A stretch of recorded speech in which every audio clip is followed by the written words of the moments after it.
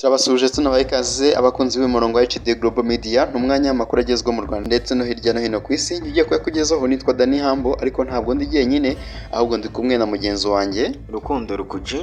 Yego Rukundo Rukuji, umeze neza? Ni amahoro Dani, nizere ko nawe umeze sawa. Yego nawe ndashima Imana. Rukuji, tugeze ku wa kane w'icyumweru, urabona yuko icyumweru naho cyarangiye. Icyumweru cyarangiye, abatangira weekend uyu munsi n'abazatangira ku munsi w'ejo kwa gatanu. Ubwo bose tubaha ikaze muri aya makuru kuri uyu munsi. Reka tubahe ikaze Rukuji, tugiye no kubabwira aya makuru noneho. Dani Hambo, turaza guhera hano mu Rwanda tubabwire ko u Rwanda ruri mu nzira yo gutangiza ingendo z'indege zijya muri Pakistan. Turabwira ko kandi umusore w'imyaka 19 yarohamye mu kiyaga cya Burera arapfa. Turaza no kwerekeza mu karere k'ibiyaga bigari tubabwire ko M23 na leta ya Repubulika ya Demokarasi ya Kongo byemeranyijwe agahenge bidasubirwaho. Naho muri Burkina Faso ubu ngubu haburijwemo igitero cyari guhungabanya igihugu. Ni igitero gikomeye cyane. Hanyuma Dani Hambo, turaza no kubabwira ko ibiganiro kuri Ukraine byari biteganyijwe mu Bwongereza byapfuye. Naho ubu hahishuwe impano itangaje Putin aherutse guha Trump. Hanyuma Dani Hambo, rero ubwo ayo makuru tubabwiye mu buryo bw'ingingo z'ingenzi, n'andi yose tutagarukayo mu kanya gato ku buryo burambuye. HD Global Media. Hambo, reka duhere kuri iyi nkuru ivuga ko u Rwanda ruri mu nzira yo gutangiza ingendo z'indege zijya mu gihugu cya Pakistan. Minisitiri w'Ububanyi n'Amahanga n'Ubutwererane Olivier Nduhungirehe yatangaje ko u Rwanda na Pakistan biri mu biganiro bigamije guteza imbere ubucuruzi n'ubukerarugendo hagati y'impande zombi, ku buryo mu bihe biri imbere hazatangizwa ingendo z'indege hagati zijya mu bihugu byombi zitigeze zigira aho zihagarara. Minisitiri Nduhungirehe yabigarutseho mu kiganiro n'itangazamakuru nyuma yo gufungura ku mugaragaro ambasade y'u Rwanda muri Pakistan. Yavuze ko ubu hari gutegurwa ibisabwa mu buryo bw'amategeko, nyuma yaho hakazakurikiraho gutangiza ingendo zerekeza mu Rwanda na Pakistan. Nduhungirehe yahamije ko kugira indege ziva mu gihugu kimwe zijya mu kindi hagati y'u Rwanda na Pakistan bizagira akamaro mu bufatanye bw'ibihugu byombi. Hazashyirwa imbaraga mu bufatanye bwerekeye ubukungu n'ubucuruzi ku mpande zombi, ariko abikorera bakazabigiramo uruhare rukomeye. Indege za sosiyete y'u Rwanda ikora ubwikorezi bwo mu kirere Rwandair zijya mu bihugu birenga 18 ntaho zihagaze, ndetse ko iminsi igenda ibyerekezo birushaho kwiyongera. Duhungireho kandi yahamije ko hari gutegurwa amasezerano y'ubucuruzi hagati y'ibihugu byombi yitezweho koroshya ubucuruzi, yamara kwemezwa akazakurikizwa mu bihugu byombi. U Rwanda rwashyizeho gahunda yo gushyira ibikenewe byose mu byanya by'inganda bine by'ingenzi, harimo icya Bugesera, icya Rwamagana na Muhanga, mu buryo bizakira inganda nyinshi bikazamura ubukungu bw'igihugu. U Rwanda na Pakistan bisanganywe umubano n'imikoranire mu ngeri zitandukanye, zirimo uburezi, ibyerekeye kugirana inama mu bya politike, ubufatanye mu bya diplomasi n'ubufatanye hagati y'ingabo z'u Rwanda n'inzego z'umutekano za Pakistan. Naho Rukuji, tuvuye aho ngaho kandi reka tubabwire ko umusore witwa Kwizera Samuel w'imyaka 19 wimenyerezaga umwuga mu kigo gikora ibijyanye no guteka giherereye mu karere ka Musanze, umurenge wa Cyuve, akagari ka Rwebeya, umudugudu wa Nganzo, yarohamye mu kiyaga cya Burera arapfa. Byabaye ku mugoroba wo kwa 22 Mata 2025, ariko aza kurohorwa kwa 23 Mata 2025. Amakuru yamenyekanye nuko yari kumwe na bagenzi be 36 bari batembereye kuri imwe muri hoteli iherereye mu karere ka Burera, umurenge wa Kinoni, mu mudugudu wa Birwa, bajya koga we ararohama. Amakuru y'urupfu rwa Kwizera kandi yemejwe n'umuvugizi wa polisi mu ntara y'Amajyaruguru, SP Jean Bosco Mwiseneza, mu kiganiro yagiranye n'ikinyamakuru Igihe. Yakomeje avuga ko ishami rya polisi y'u Rwanda rishinzwe umutekano mu mazi rikorera mu karere ka Burera ryashakishije umurambo wa nyakwigendera uza kuboneka.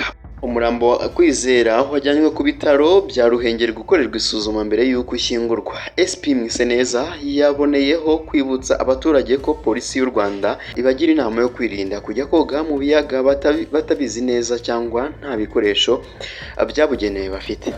Dani Hambo, amakuru yacu reka tuyakomereze mu karere k'ibiyaga bigari, tubabwire ko umutwe wa AFC M23 urwanya ubutegetsi bwa Repubulika ya Demokarasi ya Kongo na leta y'icyo gihugu byumvikanye guhagarika imirwano bimaze igihe bihanganyemo mu burasirazuba bw'icyo gihugu kugira ngo ibiganiro by'amahoro bikomeze guhuza impande zombi muri Katari bibe mu mwuka mwiza.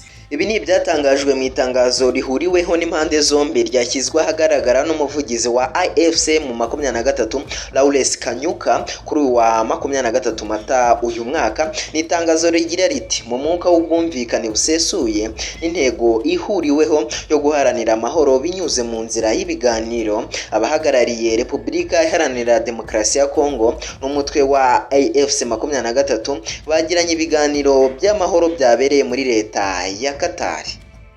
Nyuma y'ibiganiro byabaye mu mucyo no mu buryo bwubaka, impande zombi zumvikanye gukorana hagamijwe kugera ku masezerano y'agahenge azatuma ishyirwa mu bikorwa ry'ibikorwa by'ubugizi bwa nabi rigerwaho. Itangazo ryakomeje rivuga ko impande zombi zumvikanye guhita zihagarika imirwano aka kanya no kwamagana burundu amagambo y'urwango n'iterabwoba, ndetse no guhagararira abaturage b'ingeri zose kubahiriza izi ngamba. Impande zombi kandi zumvikanye guhagarika izo ngamba zavuzwe haruguru, zivuga ko ari umusingi w'ibiganiro byubaka bigamije kugarura amahoro arambye muri Repubulika ya Demokarasi ya Kongo n'akarere muri rusange. Abahagarariye Repubulika ya Demokarasi ya Kongo na AFC M23 biyemeje kubahiriza izi ngamba guhera ubwo ibiganiro bitangira kugeza aho bizarangirira habonetse umuti urambye, ndetse basaba abanyekongo bose, abayobozi b'amadini n'itangazamakuru gushyigikira no gusakaza ubu butumwa bw'icyizere n'amahoro. Kwa 18 Werurwe 2025 nibwo Emir wa Katari Sheikh Tamim bin Hamad Al Thani yahuje perezida w'u Rwanda Paul Kagame na Felix Tshisekedi wa Repubulika Demokarasi ya Kongo mu biganiro bigamije guhosha umwuka mubi umaze igihe hagati y'ibihugu byombi. Ibi biganiro byakurikiwe n'uruzinduko abahagarariye M23 barimo umuyobozi mu bya politike wayo Bernard Bisimwa na Colonel Nzenze Amani John ushinzwe ubutasi n'ibikorwa bya gisirikare bagiriye muri Katari. Icyo gihe leta ya Katari yaganirije abahagarariye M23 bayisobanurira impamvu yatumye bafata intwaro n'icyo bifuza kuri leta ya Repubulika Demokarasi ya Kongo. Repubulika Iharanira Demokarasi ya Kongo yavuye ku izima yemera kuganira na M23 nyuma yaho uyu mutwe wari ukomeje kwigarurira ibice byinshi mu burasirazuba.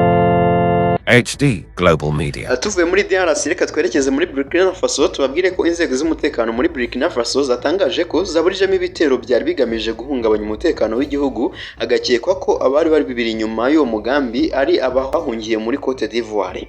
Muri 2022 muri Burkina Faso habayeho ihirikwa ry'ubutegetsi ryayobowe na Kapiteni Ibrahim Traoré. Uyu musirikare ashinja Cote d'Ivoire gucumbikira abatavuga rumwe nawe, ari nabo bikekwa ko bakomeje gucura imigambi yo guhungabanya umutekano w'igihugu. Minisitiri w'umutekano muri Burkina Faso Mohamedou Sana yavuze ko inzego z'iperereza zavumbuye umugambi wo gutera igihugu cyacu.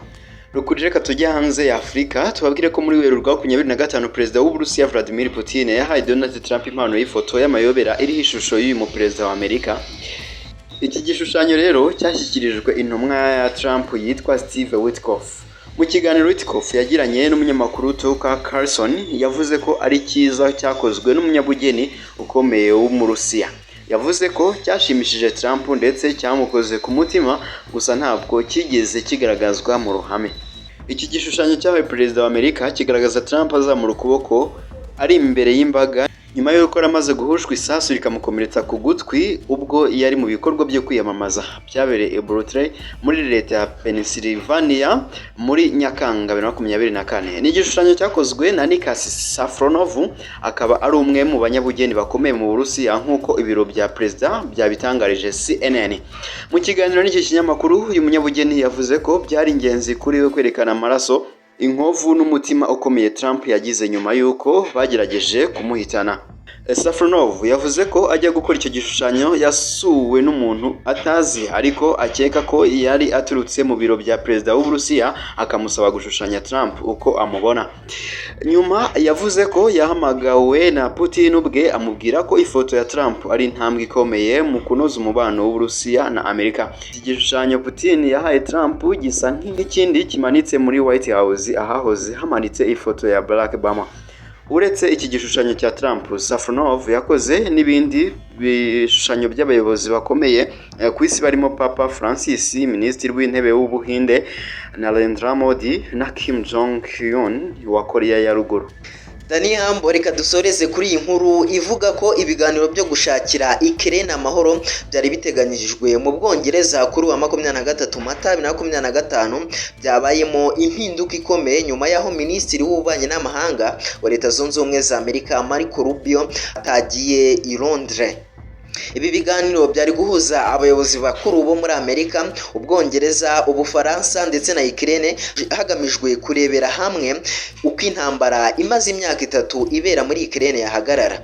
Minisitiri w'Ububanyi n'Amahanga w'Ubwongereza David Lammy yasobanuye ko ibi biganiro bitabirwa n'abayobozi bo mu rwego rwo hasi nyuma yaho Minisitiri Rubio atabonetse. I Londres hamaze kugera intumwa ya Perezida Donald Trump muri Ukraine no mu Burusiya, Retired General Keith Kellogg, ndetse n'abahagarariye Ukraine barimo Minisitiri w'Ububanyi n'Amahanga Andriy Sybiha na Minisitiri w'Ingabo Ruthem Omrov. Minisitiri Rubio yari yasobanuye ko inama ya Londres yo muri Amerika ishingiraho yemeza niba ibiganiro by'amahoro iri kugirana na Ukraine mu Burusiya byakomeza cyangwa byahagarara. Nyuma yaho atabonetse, icyemezo cy'igihugu cyabo kizafatwa ntikizwi.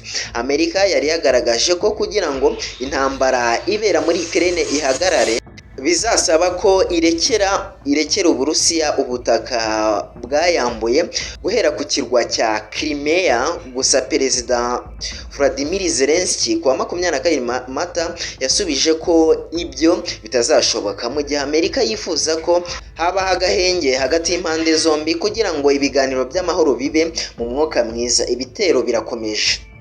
Hari icyo Uburusiya bwagabye mu ntara ya Dnipropetrovsk kuri uyu wa 23 Mata cyapfiriyemo abantu 9. Umuyobozi w'ibiro bya Perezida Zelensky Andriy Yermak yatangaje ko inzira y'amahoro igoye ariko ko Ukraine ishaka gukomeza ibiganiro.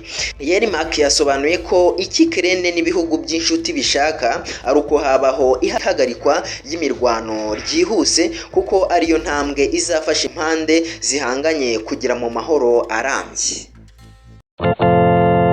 HD Global Media.